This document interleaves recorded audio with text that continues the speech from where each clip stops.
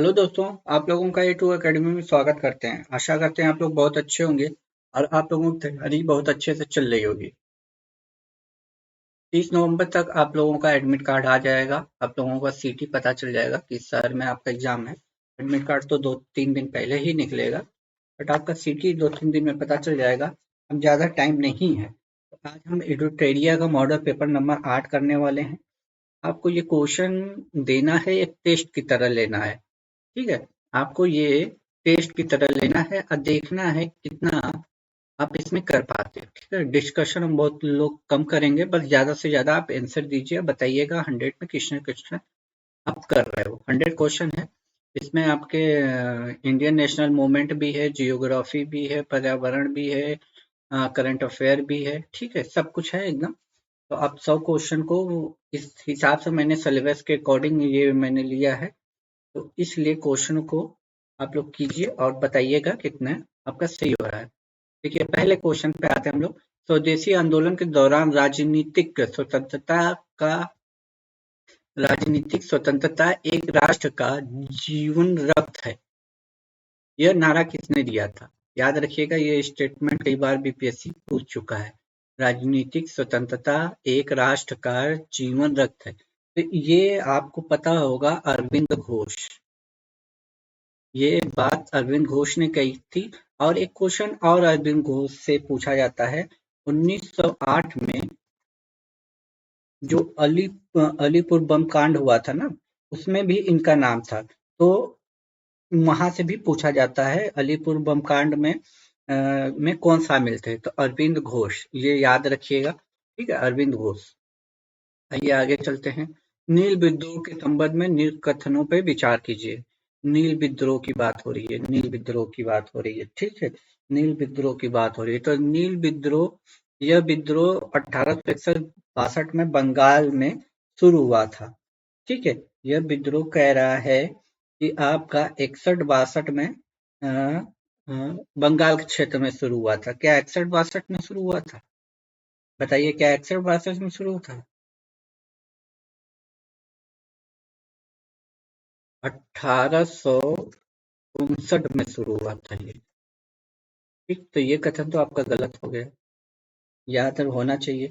और इसको मतलब 1859 में बंगाल के क्षेत्र में हुआ था, ये तो सही है, ये बंगाल के क्षेत्र में ही हुआ था, ये सही है। लेकिन ये ईयर जो दिया है वो गलत हुआ है। ठीक है, ये 59 में है।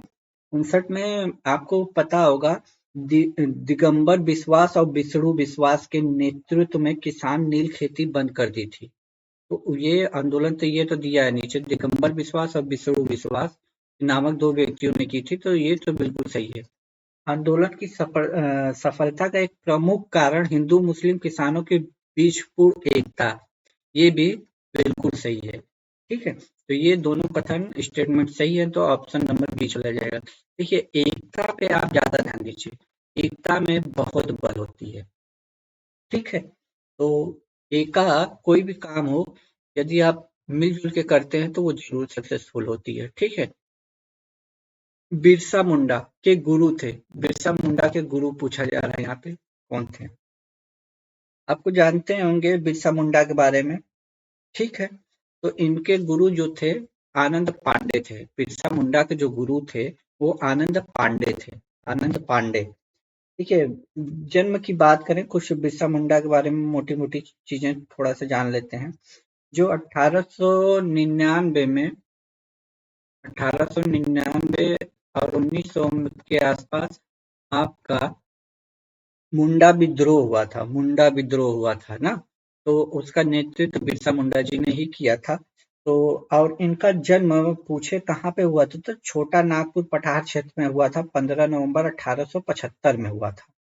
ठीक है, इनको पृथ्वी के पिता के रूप में भी जाना जाता है, धरती आबा या पृथ्वी के पिता के रूप में भी जाना जाता है। ठीक है, तो इन्होंने ही आपको छोटा नागपुर पठार के क्षेत्र में इनका जन्म हुआ था। ठीक है, जेल में बिरसा मुंडा की मृत्यु हो गई थी, हैजे के कारण इनकी मृत्यु हो गई थी, जब ये पकड़ के जेल में डाले गए थे।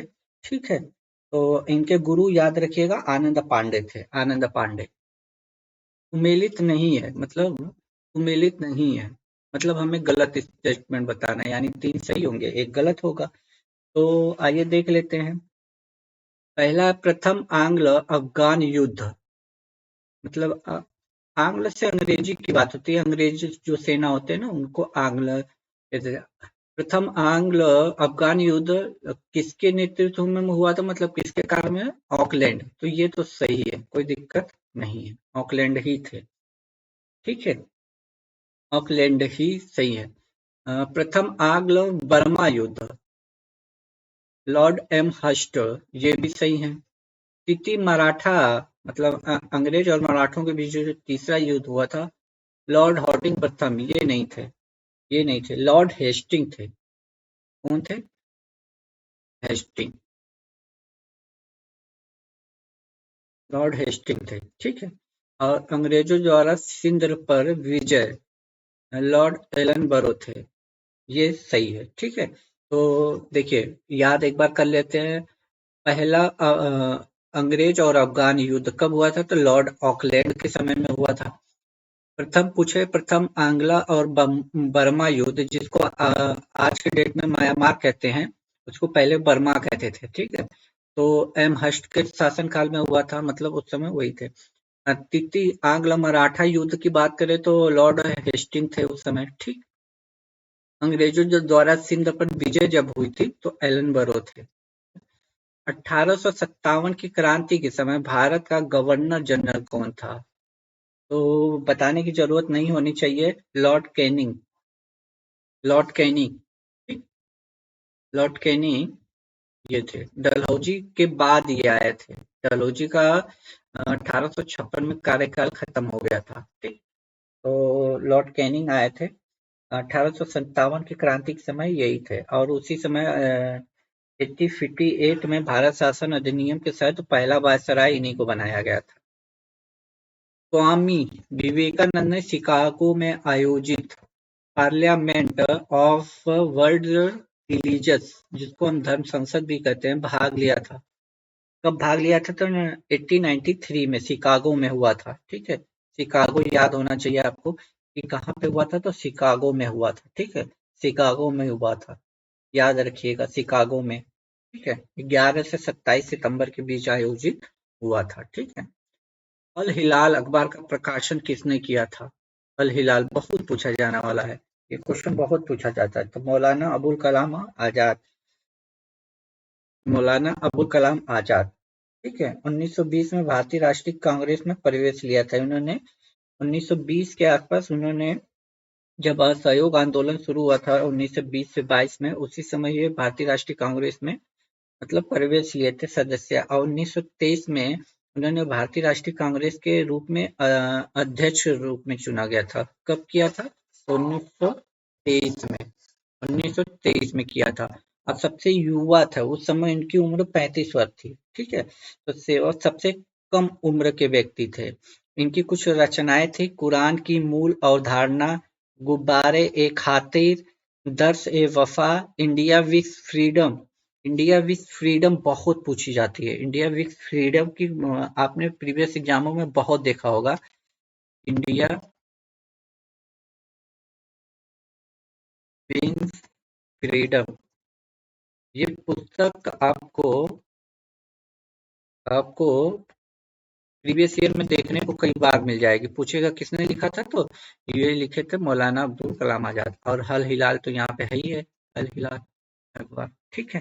तो इतनी चीजें इनसे याद रखिए। मराठी मैगजीन की बात हो रहा है, बहिष्कृत भारत का संबंध है, मराठी मैगजीन की बात हो रही है। तो मराठी की बात करें तो ये बी आर अम्बेडकर की रचना है, बी आर अम्बेडकर की रचना है। इसमें इन्होंने शोषित वर्ग का वर्णन किया था। शोषित वर्ग मतलब कि जो नीचे तबके के लोगों को दबाया जाता था। लिथिको आयोग का उद्देश्य क्या था? लिथिको आयोग का उद्देश्य क्या था, यहाँ पे ये पूछा जा रहा है। तो 9वें का हो जाएगा, ऑप्शन नंबर डी चला जाएगा। भारतीय कृषि में संकट से संबंधित ये आयोग था। आयोग भारतीय कृषि में संकट की जांच की थी। 1936 से 43 तक ये गवर्नर जनरल और वायसराय थे। 1926 में रॉयल कमीशन ऑफ एग्रीकल्चर की अध्यक्षता की थी, जिसे लिनलिथिको कमीशन के नाम से जाना जाता था। ठीक है, लिनलिथिको आयोग की पूछे कब स्थापना हुई थी, तो 1926 में रॉयल कमीशन ऑफ एग्रीकल्चर की अध्यक्षता की थी। Royal commission of on agriculture की अध्यक्षता की थी। ठीक है, ये इतनी बातें इससे याद रखिएगा।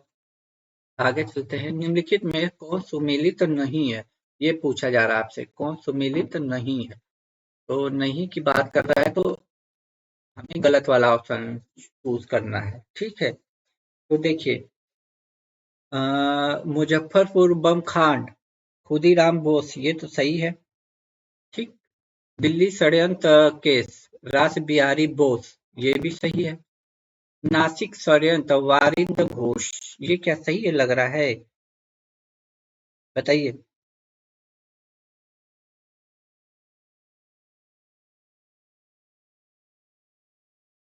बीडी सावरकर थे, बीडी सावरकर।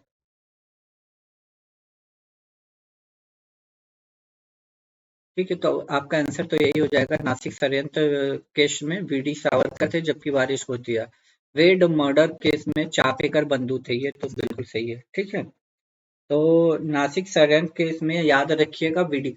मुजफ्फरपुर बम कांड की बात करें तो खुदीराम बोस, ये तो बच्चे बच्चे को याद होना चाहिए। ठीक है, दिल्ली षड्यंत्र केस की बात करें तो रास बिहारी बोस, दिल्ली से रास बिहारी बोस थे।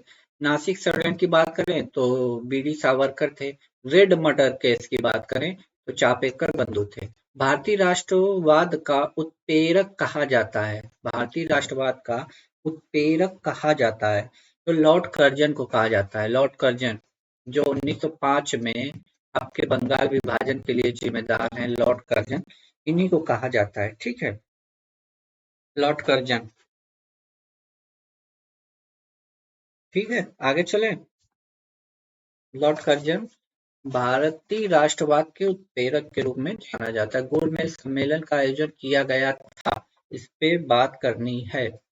भारत के भावी संविधान पर चर्चा करने के लिए, हाँ ये तो बात बिल्कुल सही कह रहा है।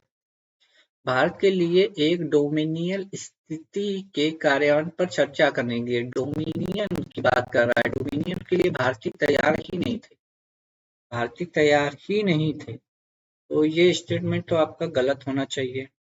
ठीक। पीडी आर अम्बेडकर अछूतों के लिए एक निर्वाचन मंडल की मांग की थी, ये भी सही है। ठीक है, अम्बेडकर साहब ने, तो 1 और 3 सही है, तो ऑप्शन नंबर सी चला जाएगा। आगे चलते हैं। भारत में गांधी द्वारा स्थापित पहला आश्रम, देखिए भारत में पूछा है तो अफ्रीका में मत बना दीजिएगा कि फिनिक्स जो अफ्रीका में पहले बार उन्होंने बनाया था, नहीं। कोचराव आश्रम अहमदाबाद के पास इन्होंने बनाया था, पहला आश्रम इन्होंने यही बनाया था। कोचराव आश्रम अहमदाबाद के पास इन्होंने बनाया था, तो भारत में ये पहला आश्रम था गांधी जी का।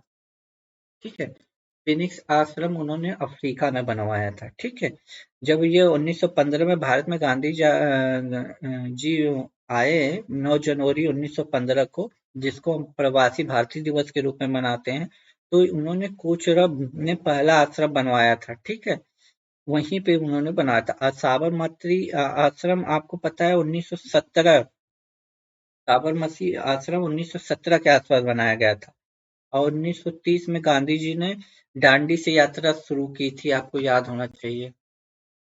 जलियांवाला नरसंहार के विरोध में किसने वायसराय के कार्यकारी परिषद से सदस्यता से इस्तीफा दे दिया था, वायसराय के कार्यकारी परिषद की, तो ये थे एस नायर थे, एस नायर थे। ठीक है, गांधी जी ने केसरे हिंद की भी जो उनको उपाधि मिली थी वो भी त्याग दी थी। काटा कामागाटा मारू घटना, कामागाटा मारू घटना कब घटित हुई थी, काटा मारा तो ये सितंबर 2014 में हुई थी, सितंबर 2014 में ये घटना घटी थी। ठीक है, इसकी स्टोरी क्या थी कि एक जहाज था, कामागाटा मारू एक जहाज का नाम था, जो 351 पंजाबी सिखों तथा 21 मुसलमान यात्रियों को सिंगापुर से वैंकूवर तक ले जा रहा था। इसका उद्देश्य था कि ये लोग वहां जाकर स्वतंत्र और सुखमय जीवन व्यतीत करें, बाद में भारतीय स्वतंत्रता संग्राम में भाग ले लें। लेकिन कनाडा सरकार ने इन यात्रियों को बंदरगाह पर उतरने की अनुमति नहीं दी। मजबूरन यह जहाज 27 सितंबर 2014 को पुनः कलकत्ता जो बंदरगाह है वापस आ गया था। लेकिन कलकत्ता पहुंचते ही बाबा गुरुदत्त सिंह को गिरफ्तार करने का प्रयास किया गया था, किंतु ये बच निकले थे। तो वहीं पे ये गोलीकांड हुआ था, इसीलिए काटामारू 1914। निम्नलिखित में सुमेलित नहीं है। सुमेलित की बात कर रहा है कि सुमेलित नहीं है। तो आइए देख लेते हैं क्या क्या सुमेलित नहीं है। तहजीब अल अखलाक, ये मोहम्मद अली जिन्ना की पुस्तक नहीं है। ये मोहम्मद अली जिन्ना की पुस्तक नहीं है। ये है सर सैयद अहमद खान। पूछे तहजीब अल अखलाक किसकी समाचार पत्र के संपादक कौन थे? तो ये सर सैयद अहमद खान हो जाएंगे। ठीक है, उसके बाद आपकी बात करूं, दी पायनियर जॉर्ज एलन, ये भी सही है। कौमी आवाज जवाहरलाल नेहरू की ही संपादक थे। कौमी आवाज जो थी, दी सोशलिस्ट एम एम राव नहीं थे, ये एम एम राव नहीं थे, ये एस ए डांगे थे। S A Dange. तो यहाँ से चारों के नाम देखिए, हमारा आंसर तो ये नहीं है मैच कर रहा है, ये नहीं, तो नहीं पूछा है तो 1 का 4 हो जाएगा, ये तो आंसर हो जाएगा। लेकिन मैंने नाम लिख दिया तो याद कर लेते हैं। तहजीब उल अखलाक, पूछे कि ये समाचार पत्र किसकी है, तो सर सैयद अहमद खान की है। दी पायनियर की बात करें तो जॉर्ज एलन की संपादक थे। कौमी आवाज की बात करें, पूछे आपसे, तो जवाहरलाल नेहरू। द सोशलिस्ट की बात करें तो यस ए डांगे थे। ठीक, याद रखिएगा इसको। भारत की संविधान सभा किसके अनुसार गठित हुई थी? किसके अनुसार गठित हुई थी? तो आपको पता होगा, कैबिनेट मिशन के। कैबिनेट मिशन जो आया था, उसी के बाद 9 दिसंबर 1946 को आपको पता है संविधान सभा की पहली बैठक हुई थी। 1946 में कैबिनेट मिशन आया था और पहली बैठक 9 दिसंबर 1946 को संविधान सभा की पहली बैठक हुई थी, जिसमें सच्चिदानंद सिन्हा, आपको याद होगा, सच्चिदानंद सिन्हा को अस्थायी अध्यक्ष चुना गया था। ठीक है। गांधी जी के यहाँ क्वेश्चन है, गांधी सेवा संघ की स्थापना किसने की थी? गांधी सेवा संघ की स्थापना जमनालाल बजाज के मुख्य रूप में 1923 में गांधी जी के विचारों और कार्यक्रमों को आगे बढ़ाने के लिए। तो जमनालाल बजाज। गांधी सेवा संघ की स्थापना किसने की थी? जो जमनालाल बजाज ने की थी। ठीक है, जमनालाल बजाज ने की थी, याद रखिएगा, जमनालाल बजाज ने।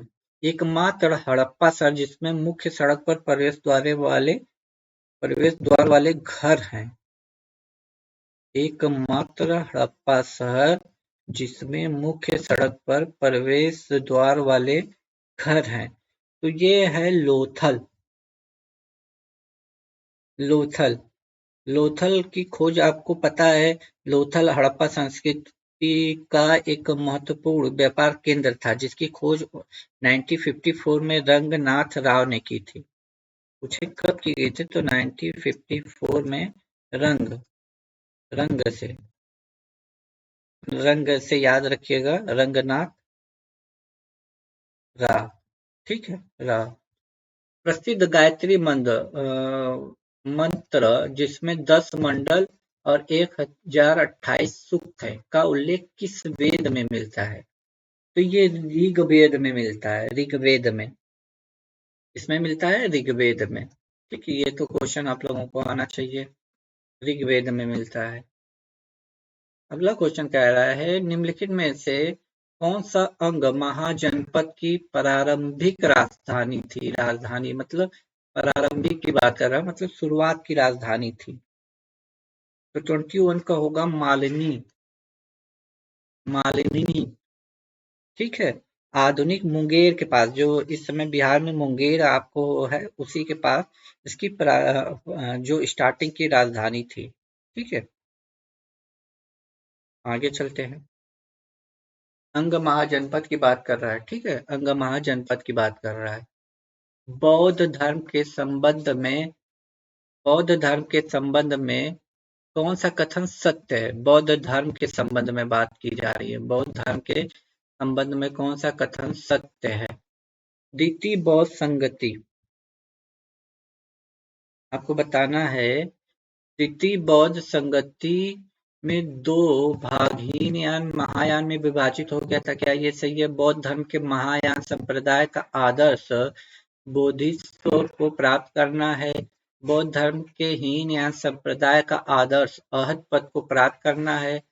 नाम गयाल बौद्ध मठ धर्मशाला हिमाचल प्रदेश में स्थित है। तो बताइए इसमें क्या आप लोगों का सही होगा? देखिए ये जो द्वितीय लिखा है ना, द्वितीय, ये चौथी बौद्ध संगति जब हुई थी ना, उसमें दो भागों में विभाजित हुआ था, हीनयान और महायान। तो यहाँ पे तो द्वितीय दिया हुआ है, इसलिए ये गलत होगा स्टेटमेंट। बाकी सभी सही हो जाएगा। तो 2, 3, 4। ठीक। तो चौथी बौद्ध संगति में बौद्ध धर्म दो भागों में, हीनयान और महायान में विभक्त हो गया था। बौद्ध धर्म में महायान संप्रदाय का आदर्श जो वाक्य था, बोधिसत्व को प्राप्त करना था। बौद्ध धर्म के हीनयान संप्रदाय का आदर्श अहद पद प्राप्त करना था। और नाम गयाल बौद्ध मठ धर्मशाला हिमाचल प्रदेश में है। यानी अब चारों सही हो गया। ठीक है, आगे चलते हैं। परम भगवत, परम भागवत की उपाधि ग्रहण करने वाला प्रथम गुप्त शासक की बात कर रहा है। प्रथम गुप्त शासक कौन थे? तो समुद्रगुप्त थे। ऑप्शन सी चला जाएगा, समुद्रगुप्त। चंद्रगुप्त प्रथम के पुत्र और उत्तराधिकारी थे समुद्रगुप्त। ठीक है। समुद्रगुप्त को भारत का नेपोलियन भी कहा जाता है। नेपोलियन, भारत का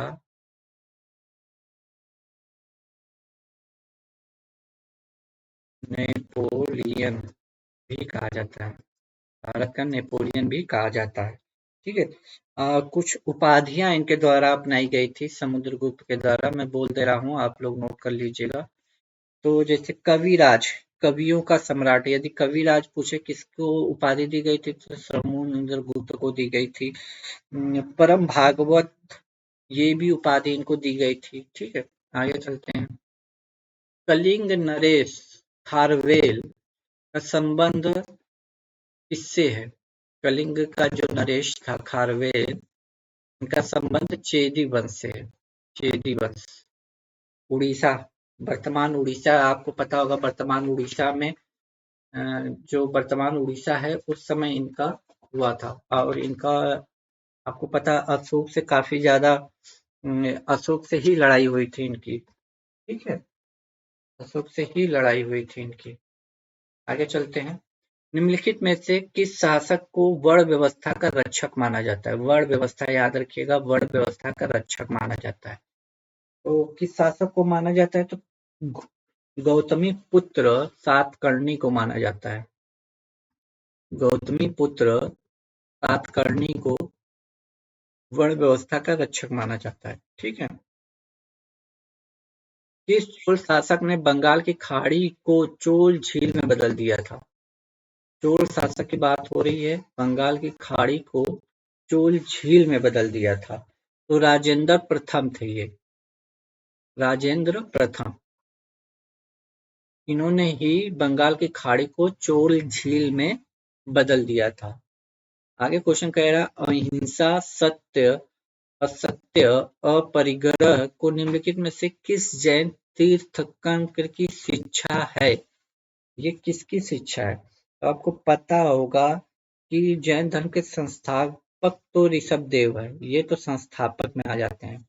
और ये जो अहिंसा सत्य है, ये पार्श्वनाथ की थी, पार्श्वनाथ की थी। ठीक है, इन्होंने 23वें तीर्थंकर थे ये, जैन धर्म के। ठीक है, आइए आगे चलते हैं। निम्नलिखित में से कौन सा कार्य बलवन से संबंधित नहीं है? बलवन की बात हो रही है, गुलाम वंश के शासक बलवन की। उसने रक्त और लौ की नीति अपनाई थी। उसने नौरोज प्रथा को बंद कराया था। उसने सिजदा और पाबोस प्रथा चलाई थी।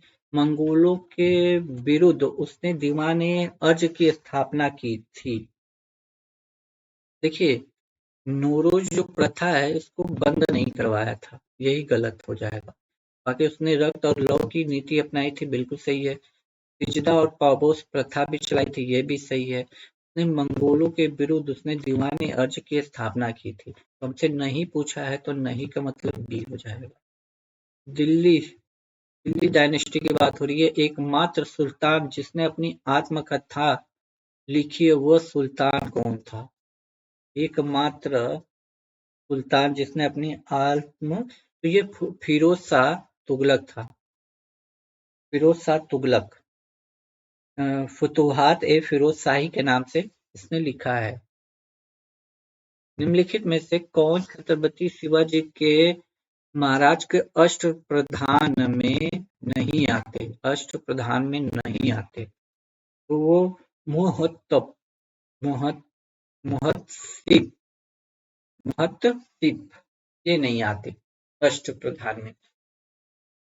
जाति जाति सिस्टम का बात कर रहा है। जाति सिस्टम का संबंध किससे है? इसका संबंध किससे है? तो राजस्व प्रशासन से है। राजस्व प्रशासन से इसका संबंध किससे है? राजस्व प्रशासन से। ठीक, आगे चलते हैं। भारतीय उपमहाद्वीप में कृषि का सबसे पहला प्रमाण कहाँ से मिलता है? भारतीय उपमहाद्वीप में याद रखिएगा, भारतीय महाद्वीप में तो लहुरा देव से मिलता है। भारतीय उपमहाद्वीप में लहुरा देव से कृषि के सबसे पहले प्रमाण मिलते हैं। अशोक सम्राट अशोक ने राष्ट्रीय भाषा लिपि के रूप में निम्न में से किसका प्रयोग किया था? भाषा और लिपि दोनों आपसे पूछी गई है। तो ये कौन सा? तो पाली भाषा थी और ब्राह्मी लिपि थी। तो पाली भाषा और ब्राह्मी लिपि थी। ठीक है, आगे चलते हैं। मृच्छकटिकम की बात हो रही है। प्रसिद्ध नाटक मृच्छकटिकम बहुत बार एग्जाम में पूछा जा चुका है, तो ये शुद्रक जाएंगे इसके साथ। शुद्रक ने लिखी थी। भारत का मैनचेस्टर किसे कहा जाता है? तो यह अहमदाबाद को कहा जाता है। भारत का मैनचेस्टर आपको पता होगा, भारत का मैनचेस्टर अहमदाबाद को कहा जाता है। भारत में राष्ट्रीय आय की गणना कौन करता है? तो केंद्रीय राष्ट्रीय सांख्यिकी कार्यालय ये करती है। ठीक है, आगे चलते हैं। 2011 की जनगणना के अनुसार भारत में सबसे अधिक शहरी जनसंख्या निम्नलिखित में से किस राज्य में है? शहरी तो महाराष्ट्र में होगा। ये तो तुक्का भी मार देंगे आप लोग तो चल जाएगा। गेहूं का वानस्पतिक नाम क्या है? गेहूं का वानस्पतिक नाम पूछा गया है आपसे। टिटिकम टिटिकम ये है। ठीक है, टिटिकम एप्टिवम गेहूं का वानस्पतिक नाम यही है। ठीक है, याद रखिएगा, पूछा जा चुका है। संगीत कला अकादमी की स्थापना किस वर्ष हुई थी? संगीत कला अकादमी की स्थापना किस वर्ष हुई थी? तो 1953 में हुई थी। ठीक है, 1950। ब्रेल लिपि में मोटे कागज पर उभरे हुए बिंदु बने होते हैं। यह लिपि आधारित होती है। यह लिपि 6 बिंदुओं पर आधारित होती है। कितनी बिंदुओं पे? 6 बिंदुओं पे आधारित होती है। ठीक है, ब्रेल लिपि में मोटे कागज पर उभरे हुए बिंदु बने होते हैं। यह लिपि आधारित होती है तो 6 बिंदुओं पे होती है। यहाँ से देखिए टेक्नोलॉजी का भी इसमें डाल दिया गया है। प्रारंभिक स्तर पर भाषा सिखाने का सर्वश्रेष्ठ विधि क्या है? सर्वश्रेष्ठ विधि हो जाएगी बच्चों को भाषा का प्रयोग करने विधि के अवसर प्रदान करना, अवसर देना। ठीक है, अवसर देना। प्राथमिक स्तर पर शिक्षा का माध्यम होना चाहिए। तो बच्चा मातृभाषा होना चाहिए। ठीक है, मातृभाषा होना चाहिए। पाठ के अंत में अभ्यास और गतिविधियां देने का उद्देश्य है। पाठ के अंत में अभ्यास और गतिविधियां देने का उद्देश्य है। तो ये उद्देश्य क्या हो जाएगा? बच्चों को अभिव्यक्ति के अवसर देना। ठीक है, बच्चों को अभिव्यक्ति के अवसर देना, पाठ के अंत में अभ्यास और गतिविधियों देने का उद्देश्य है। भारत द्वारा विकसित पहले 5G सक्षम ड्रोन का क्या नाम रखा गया है? 5G सक्षम ड्रोन का नाम पूछा गया है, तो स्काई हॉक रखा गया है। स्काई हॉक रखा गया है। ठीक है, निम्नलिखित में से किस देश ने दुनिया का सबसे लंबा यात्री ट्रेन चलाया है? दुनिया का सबसे लंबा स्विट्जरलैंड है ये आपका, स्विट्जरलैंड। केंद्रीय आर्थिक सर्वेक्षण के अनुसार 2022-23 के लिए कितना प्रतिशत राजकोषीय घाटे का अनुमान लगाया गया है? तो 6.4% का, 6.4% का। मई 2023 में निम्नलिखित में से किस बैंक के अध्यक्ष के रूप में नियुक्ति किया गया? किसे नियुक्त किया गया है? तो विश्व बैंक के अध्यक्ष की बात कर रहा है ना, तो अध्यक्ष विश्व बैंक के अजय बंगा है। बिहार सरकार द्वारा 2023-24 के लिए लगभग ₹100 के कुल परिव्यय के साथ राज्य का बजट पेश किया गया। तो 2.62 लाख करोड़। ठीक है, 2.62 लाख करोड़। ठीक, आगे चलते हैं। निम्नलिखित में से कौन एक खनिज है जो रक्तचाप को नियंत्रित करने के लिए महत्वपूर्ण है? तो ये कौन सा हो जाएगा? तो ये हो जाएगा आपका सोडियम। सोडियम एक खनिज है जो रक्तचाप को नियंत्रित करने के लिए एक महत्वपूर्ण घटक है। ठीक है, इसका उपयोग हम करते हैं सोडियम, याद रखिएगा। निम्नलिखित में से कौन एक अतिरिक्त गुणसूत्र 21 की उपस्थिति के कारण होने वाला एक आनुवंशिक विकार है? आनुवंशिक विकार की बात कर रहा है। आनुवंशिक विकार की है तो डाउन सिंड्रोम हो जाएगा, डाउन सिंड्रोम। ऑप्शन ए चला जाएगा, डाउन सिंड्रोम। ठीक है, बीज वाले पौधों में नर गेमेटोफाइट को आमतौर पर क्या कहा जाता है? बीज वाले पौधों में नर गेमेटोफाइट को हम क्या कहते हैं? तो पराग कहते हैं, पराग। ठीक, पराग। फूल वाले पौधों में अंडाशय विकसित होता है। फूल वाले पौधों में अंडाशय विकसित होता है। अंडाशय विकसित होता है तो फल में। फूल वाले पौधों में अंडाशय विकसित होता है तो वो फल में होता है। ठीक है, फल में होता है, फल में। चलिए आगे चलते हैं। निम्नलिखित में से कौन प्रकाश संश्लेषण की प्रकाश रासायनिक क्रिया का उत्पादक है? प्रकाश संश्लेषण की प्रकाश रासायनिक क्रिया का उत्पादक है, तो ये ऑक्सीजन हो जाएगा, ऑक्सीजन। ठीक। निम्नलिखित में से कौन पौधों में अलैंगिक प्रजनन की विधि नहीं है? पौधों में अलैंगिक प्रजनन की विधि नहीं है, तो ये क्या हो जाएगा? निषेचन। ठीक है, निषेचन। निम्नलिखित में से कौन सा नींद की बीमारी का लक्षण है? नींद की बीमारी का लक्षण है तो बुखार, ये तो है, बिल्कुल बात है। बुखार के बाद सिर दर्द भी होता है, जोड़ों में दर्द भी होता है, नींद का आना, खुजली शामिल होना। ठीक, खुजली शामिल होना। और ये सीसी मक्खी का नाम सुना होगा, इसी के काटने से होता है, इसी के होता है, तो एक से अधिक चला जाएगा इसमें।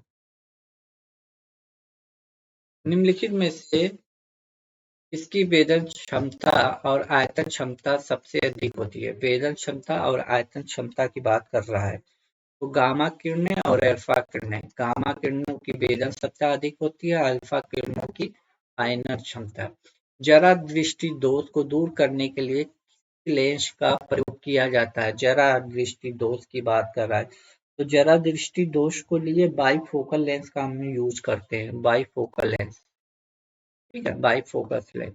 प्रकाश वर्ष किसकी इकाई है? तो प्रकाश वर्ष सभी को पता है कि दूरी की इकाई है, दूरी की इकाई है। ठीक है, दूरी की इकाई है, प्रकाश वर्ष दूरी की इकाई है। आधुनिक आवर्त सारणी में वर्ग और आवर्त की संख्या कितनी है? आधुनिक आवर्त सारणी में तो ये 18 और 17। पूछे वर्ग कितने हैं, तो 18। आवर्त कितने हैं, तो 7। ठीक है। अशुद्धियों की उपस्थिति किसी पदार्थ के गलनांक को कैसे प्रभावित करती है?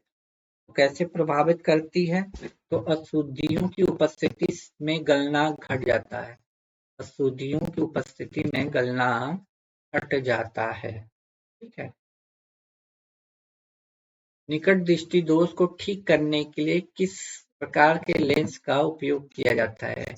निकट दृष्टि दोष की बात कर रहा है तो निकट के लिए अवतल लेंस का यूज करते हैं। देखिए उधर था जरा दृष्टि दोष, तो वहां पे बाइफोकल का यूज करते थे। निकट के लिए हम अवतल का करते हैं, दूर के लिए उत्तल का करते हैं। उस उपकरण का क्या नाम है जो ध्वनि तरंगों को विद्युत संकेत में परिवर्तित करती है? मतलब ध्वनि तरंगों को विद्युत संकेत में परिवर्तित करती है, तो वो क्या हो जाएगी? माइक्रोफोन हो जाएगा, माइक्रोफोन। ग्लूकोज के एक अणु में ऑक्सीजन के निम्नलिखित में से कितने परमाणु पाए जाते हैं? ग्लूकोज के एक अणु में, ग्लूकोज के एक अणु में कितने पाए जाते हैं? तो 6 पाए जाते हैं। 6 6।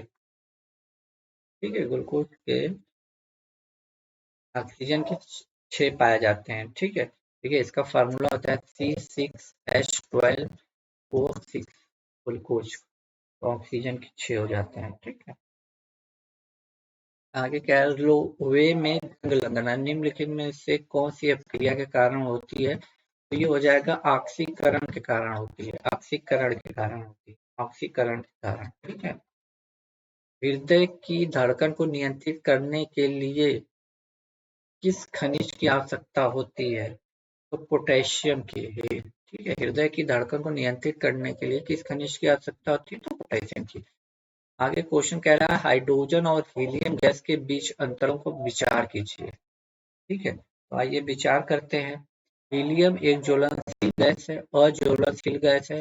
हीलियम एक अज्वलनशील गैस है, जबकि हाइड्रोजन एक गैस गैस एक अत्यधिक ज्वलनशील गैस है। ये तो बिल्कुल सही है। हीलियम हाइड्रोजन से हल्की होती है?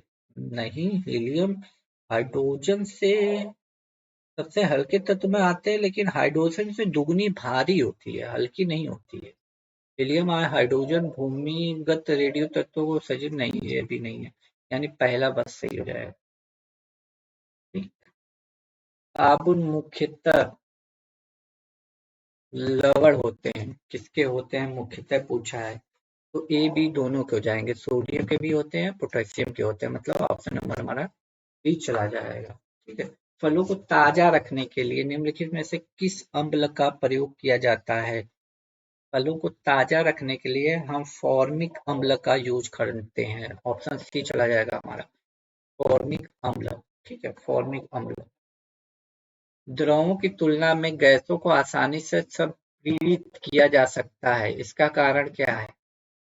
द्रवों की तुलना में गैसों को आसानी से संपीड़ित किया जा सकता है, इसका है तो गैसों में अणुओं के बीच स्थान का बड़ा होना। ठीक है। गैसों के अणुओं के बीच स्थान का बड़ा होना।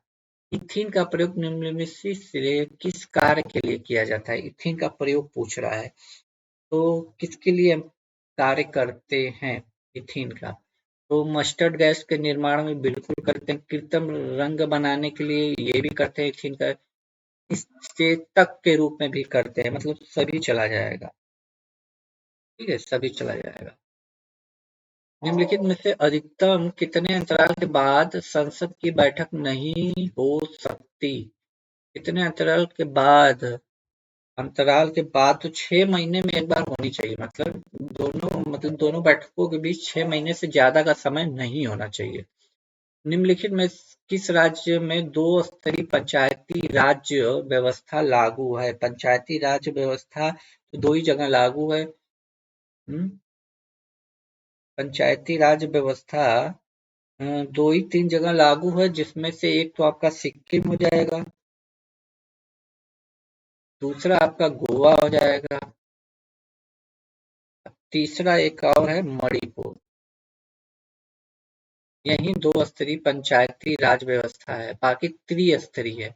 यहाँ पे दो ना होके त्रिस्तरीय पंचायती राज व्यवस्था है बाकी राज्यों। निम्नलिखित में से किस अनुच्छेद के तहत विधानसभा के अध्यक्ष एवं उपाध्यक्ष का प्रावधान निहित है? तो 178 178 में ये बात कही गई है कि विधानसभा के अध्यक्ष और उपाध्यक्ष का पद है। राष्ट्रपति 5 वर्ष तक अपने पद पर रहता है तो अपने निर्वाचन की तारीख से संसद द्वारा निर्धारित तिथि से अपने पद ग्रहण के दिन से, तो जिस दिन वो पद ग्रहण करेगा उस दिन से वो 5 साल के लिए होता है। तो ऑप्शन सी चला जाएगा। कौन सा अनुच्छेद नागरिकों को सर्वोच्च न्यायालय का दरवाजा खटखटाने में सक्षम बनाता है? नागरिकों को यदि वे मानते हैं कि उनके मौलिक अधिकारों को वंचित किया गया है तो आर्टिकल 32 है मौलिक अधिकार, आर्टिकल नंबर 32। संविधान सभा की प्रथम बैठक कहाँ आयोजित हुई थी? मतलब किस शहर में आयोजित हुई थी? तो नई दिल्ली में आयोजित हुई थी। 9 दिसंबर 1946 को नई दिल्ली में ये बैठक हुई थी। ठीक है, काउंसिल चैम्बर के पुस्तकालय भवन में ये बैठक हुई थी। निम्नलिखित में से कौन भारत के राष्ट्रपति के निर्वाचन मंडल का तो भाग है किंतु महाभियोग का अधिकरण का भाग नहीं है? मतलब निर्वाचन मंडल में भाग लेता है लेकिन जब महाभियोग चलाया जाता है तो उसमें वो भाग नहीं लेता है।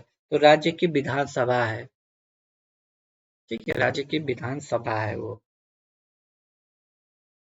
निम्न अच्छा ये तो हो गया, चलिए आगे चलते हैं।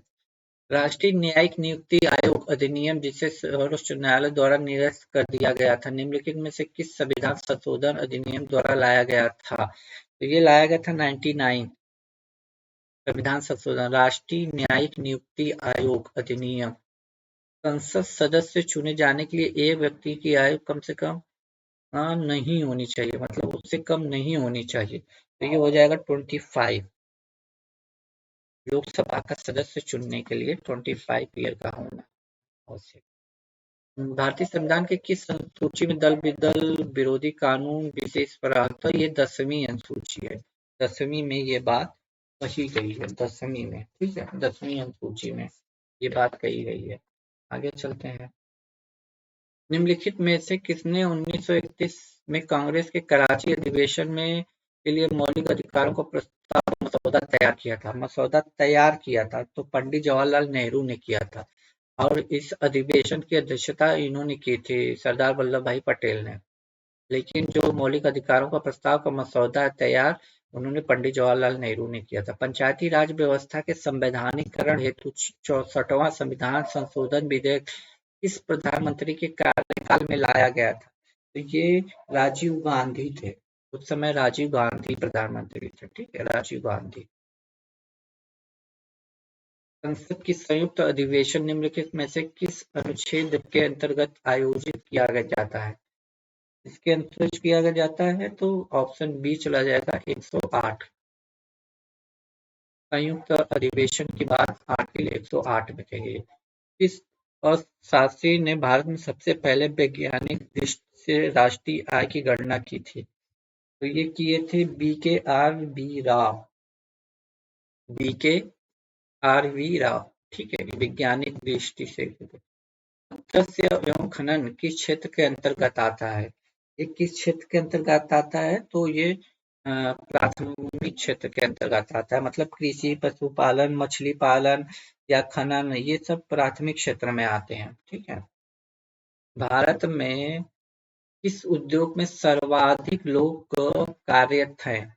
सर्वाधिक लोग कपड़ा उद्योग में है। भारत में सबसे ज्यादा कपड़ा उद्योग। भारत में विदेशी व्यापार से संबंधित आंकड़ा किसके द्वारा जारी किया जाता है?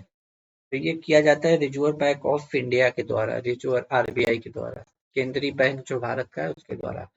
इस पंचवर्षीय योजना के दौरान भारत में मिश्रित अर्थव्यवस्था को चुना गया था? मिश्रित अर्थव्यवस्था दूसरी पंचवर्षीय योजना में चुना गया था। ठीक है।